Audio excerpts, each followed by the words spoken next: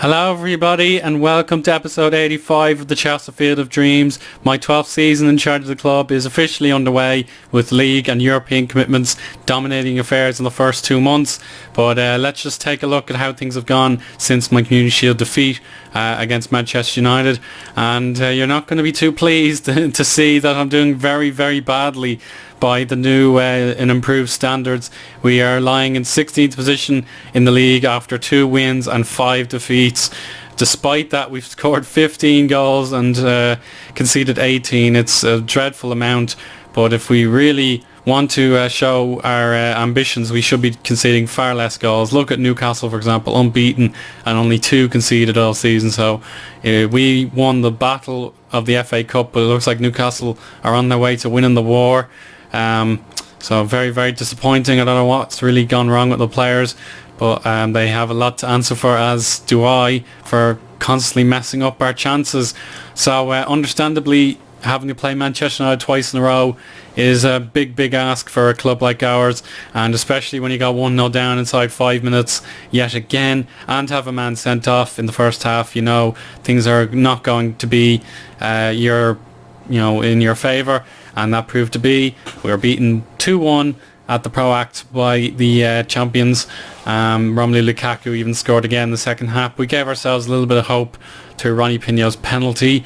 It looked like our season would bounce straight back with a massive win over Leeds United, the newly promoted club. We gave them a right thrashing with 4 different goal scorers and a man of the match performance from Ronnie Pinho. I thought this was the moment things would go our way, but Liverpool wrecked it on us. We have a great feud with Liverpool, and unfortunately things didn't go our way this time. Henrik Gulden, who's arguably been the best player so far, got our goal in the 44th minute. Michael Henning then put us 2-0 up and it looked to be cruising, but then Kevin Volland, he scored twice in 2 minutes to make it 2-2, and then when we were trying to rescue the victory, Jay Schroeder grabbed the victory. Very, very harsh. And the fact that we struggled to draw, it just seems to be a problem with this game. It's very, very difficult to draw, and it's kind of annoying. We really could have done with a few draws. And Sunderland, who poached Harry Kane from the relegated Tottenham, managed to get a brace as they cruised to victory at the Pro Act as well. Henrik Gulden got 1 goal back, but Pinilios was injured for 2 weeks in this game, and it just made things very, very difficult for us. And with the Europa League debut, we played Dynamo Kiev and went out on a 0-0. So my one and only draw thus far has it was acceptable, really. We're expecting a lot to go to the Ukraine and expect to get a win, but we didn't play too well, apart from Frank Reeves and Sam Zand. So I'll just have to accept that and move on. Chelsea got revenge on us as well. Just a really, really big performance from them at their stadium. Enes Unal got a penalty and a hat-trick overall to put us in our place. And we didn't really have much to say about that. Very, very bad performance. And Swansea even took us out of the Copta 1 Cup. Alexander Mitrovic scored in the 90th minute. I either wanted to go out or win without the need for extra time, but to lose in the 90th minute is never nice, and it was a tournament I would have liked to have done well in. Swansea have subsequently drawn Middlesbrough in the 4th round, so not really too much to look forward to there, but had we stayed in. But then this is the worst defeat of the season, and the players even called me out and demanded me to explain my position. We lost to the newly promoted Huddersfield at home, which is totally inexcusable, and we even went 3 at the back to try and rescue a draw, but Mohamed Abdul Rahim Ahmed's solitary goal was not enough to get us out of this cesspool, and Huddersfield grabbed all 3 points. Really, really disappointing, but thankfully we got a little reprieve in the Europa League, thrashing Martimo by 4-1, but it looked like it was going to be another disaster with Mohamed Ibrahim scoring in just 6 minutes. But Yara Messa did his job, got on the score sheet twice. Stephen Kinsella and Callum Cook, who has scored in every tournament but the league for a very long time now. Very, very strange. But I was delighted to take a 4-1 win in the Europa League. And then for my birthday, I actually played this game on my birthday, the 5th of October, and I was expecting the Easter egg from Sports Interactive to say happy birthday in my inbox, but it didn't prove to be. But in exchange, I got one of the thrilling games of the season. I should have livecom this. I would have done it as well, but I just didn't want to do it on my birthday. And I wanted that Easter egg so badly, but it didn't happen. But let's just try and break this one down for you really quick. So they took the lead through Dimitri Mitchell in the 11th minute. Yaramesa equalised. Hide Ter Avest made it 2-1. Sam Zand got us back into the game 2-2. That left us in the lead then with Pinilios in the hour mark. But then they equalised through Marco Lavaya on the 63rd minute. They were starting to pick up injuries at this point, like Giovanni Simeone and Hide Ter Avest. So that left super sub Ahmed to get on the score sheet for a crucial fourth goal, and was a great assist from the youngster Lewis Mayo that got the points on the board. So really important that we got that win to get out of the relegation zone. And the international break comes at a good time. We play Swansea, hopefully to get one better in the league here. And then we go to Bulgaria to play Botev. Then we have Leicester, Arsenal, the home tie against Botev, Manchester City, Derby County and Dynamo Kiev. That will be our sort of autumn-winter schedule before the Christmas period. And let's just take a look at the Europa League actually. We're in the very bottom group, which is L.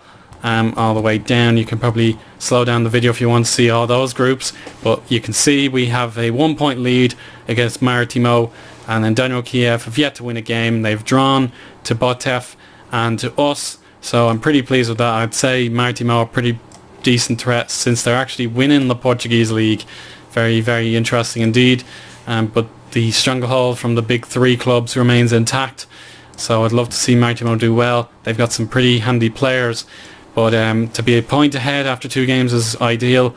We'll want to put Botev to bed, knock them out of the tournament, and then see how we go from there. And then we'll do a quick squad update. Injuries and all have been harming us just a little bit.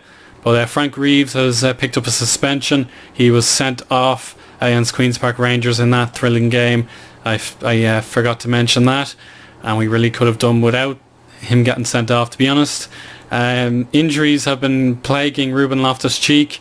He's out for another 3 days, which isn't too bad, but when you have strained knee ligaments, that's going to take you out of the game for 2 months anyway. Anthony Saira and David Shanahan have come back from injury, so he didn't register them from the Europa League. František Kubat and Stanislas Bemboleta have been suffering as well. A double hernia injury for Kubat knocked him out of the of duty, and then Bemboleta has picked up another minor injury. So it was originally a calf strain for 3 weeks, and now he's got a strained wrist, which will take him out for another fortnight or so. Just really frustrating that we're being pegged back like this, but a few players have done their job, and I'm really pleased with that. Let's just take a look at the overall stats. Appearances so far, Ronnie Pinho has been one of the better players. He's played 8 times with 2 substitutes. Jamal Hoogland, Henrik Gulden, Jairo Mesa, Rasmus Stephenson and Brian Lennon have played 6 times or more coming off the bench. And then down the bottom you can see the likes of Anthony Saira and Ruben Loftus-Cheek have yet to make an appearance. David Shanahan has been knocked out of play for a little while, and just other players trying to get into the squad. The top scorer is a tied honour between Henrik Gulden and Jairo Mesa. I'll mention Gulden more because you probably don't notice him as much. He's done much better in front of goal this season. He's managed to bag 4 already, and he loves to score against Arsenal and Liverpool for some reason, and he has 1 assist. But things haven't gone so well for him in the Cup, and he hasn't started in the Europa League, so that's fair enough. But a great signing he's proven to be. Jairo Mesa has struggled in the league, in fairness. He's only scored twice, but he got that all-important goal in the Europa League to help us out. Pinilios has actually got 2 goals despite not being able to play very often. And then we've got Ahmed, Bertram, Pinho on 2 goals or thereabouts. Sam Zand, Michael Henning, Callum Cook and Stephen Kinsella have 1 goal. and that leaves the likes of Mark Davies and Tomas Forza on no goals as of yet, so not really too impressive. Not many assists either for one individual player, but many players have 1 or 2 assists. And the Man of the Match awards have been few and far between, but Callum Cook, Ronnie Pinho, Frank Reeves have those. And then the average rating, Diar Mesa, Tom Bertram, Alejandro Pinillos, Henrik Gulden, František Kubat, Callum Cook and Stanislas Bemboleta have 7.0 or better.